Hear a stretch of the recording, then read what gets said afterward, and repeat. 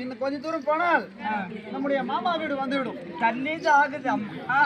நான் யாருக்கிட்ட போய் காலெல்லாம்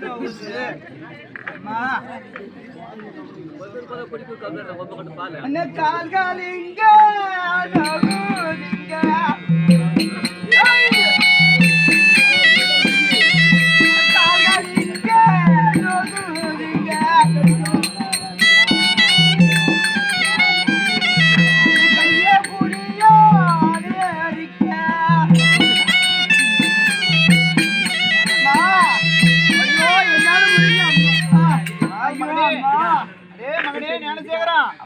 இன்னும் கொஞ்ச தூரம் போனால் அம்மா நம்முடைய மாமா வீடு வந்துவிடும். அம்மா உங்களுக்கு